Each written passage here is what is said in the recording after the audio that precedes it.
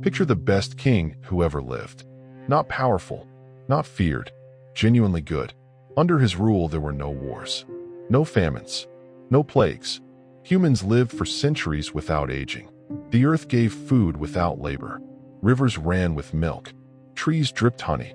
When people finally died, after hundreds of years, it happened like falling asleep.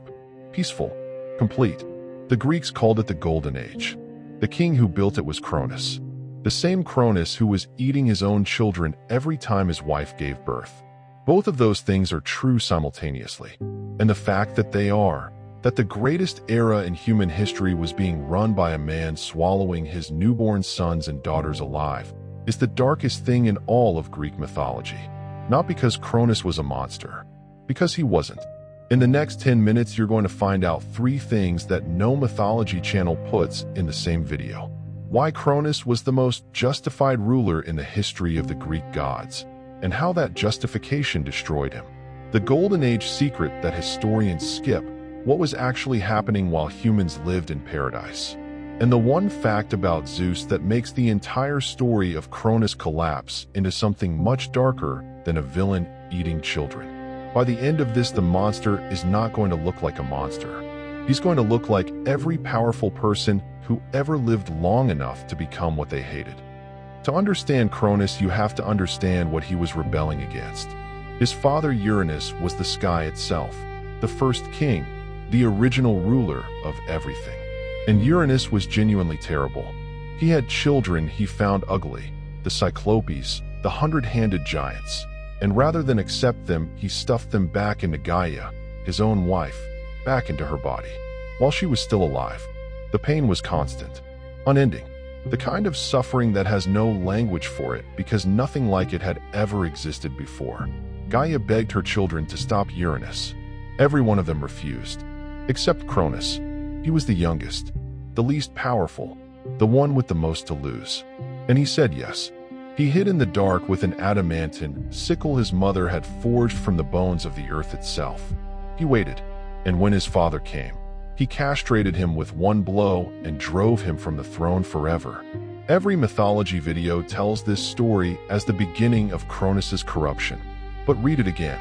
This was a son watching his mother suffer, watching his siblings imprisoned, standing up when every older, stronger sibling refused.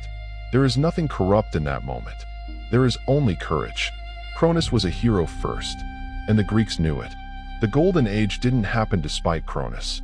It happened because of him. But the moment Uranus fell, something shifted. As Uranus left, bleeding, broken, he spoke one sentence. "One of your children will do to you exactly what you did to me." Cronus laughed. Probably. But the sentence stayed.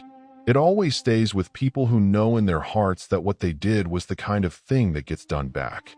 Cronus freed his siblings from Tartarus. He built a kingdom. He created conditions under which humanity flourished beyond anything before or since. And then his wife Rhea gave birth to their first child, and he swallowed it. Here is what nobody talks about. Cronus wasn't wrong. Not in the way we want him to be wrong. The clear-cut monster who simply loved power and didn't care about anything else. He had watched his father's story. He had been the instrument of his father's downfall. He knew, with the certainty of someone who had done it himself, that a son could come for a father, that the person you loved and raised could become the blade that ended you. He wasn't paranoid the way anxious people are paranoid. He was paranoid the way prophets are paranoid. He was right.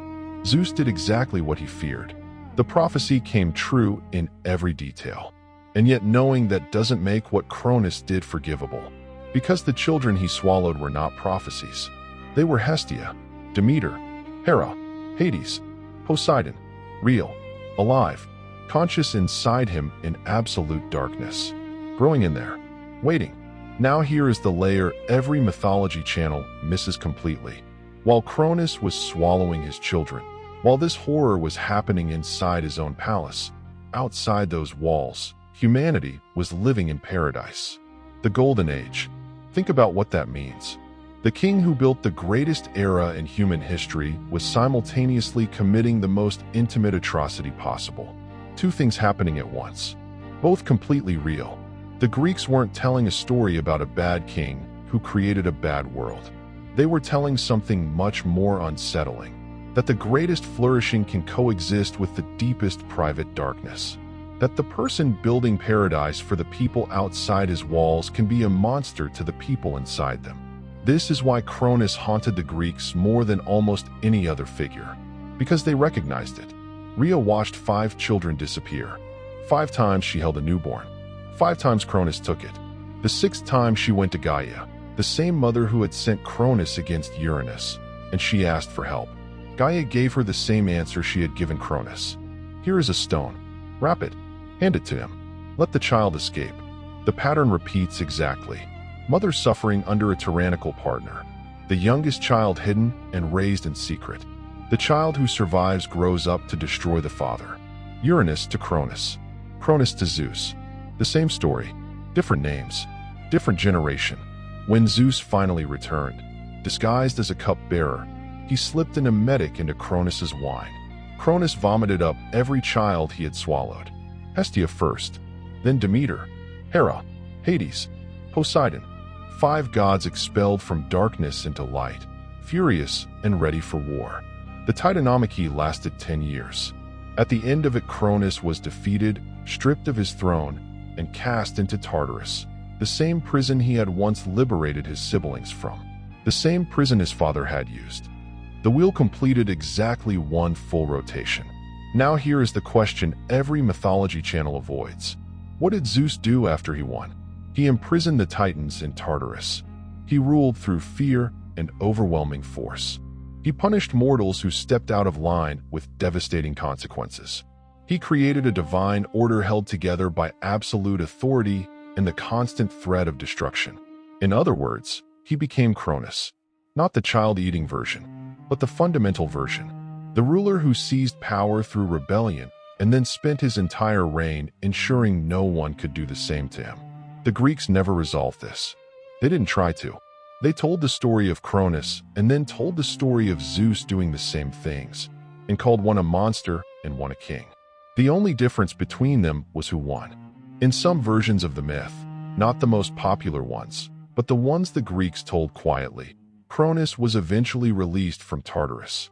Zeus freed him, and Cronus was sent to rule the islands of the blessed, the Elysian fields, the place where the souls of the greatest heroes went after death. He became a peaceful king again, an old man in paradise. No prophecy hanging over him, no children to fear, no throne to protect. The Greeks didn't offer this ending as a reward or a lesson about redemption. They offered it as something stranger, a suggestion that the monster and the golden king had been the same person all along, that the fear had been the corruption, not the power, not the ambition, the fear, and that when the fear was gone, what remained was the man who had once stood in the dark with a sickle because his mother was suffering and none of his brothers were brave enough to move. The last image of Cronus in Greek mythology is not the swallowing, not the defeat. It's an old king, freed from prophecy at last, ruling the dead in peace. The Greeks gave him that, maybe because they understood something about cycles that we prefer not to admit, that the same person who liberates can imprison, that the same person who destroys can build, that the monster and the hero are not different people living different lives. They are the same person, at different moments, under different pressures, and the only thing that separates them is what they were afraid of. So here is what I need you to answer. Cronus was right. Zeus did exactly what he feared. The prophecy was true. The pattern repeated. Every generation, the son overthrows the father. If Cronus had succeeded, if he had managed to prevent Zeus from rising, would that have been a tragedy? Or would it have been the one time in Greek mythology that someone actually broke the cycle? Drop your answer below.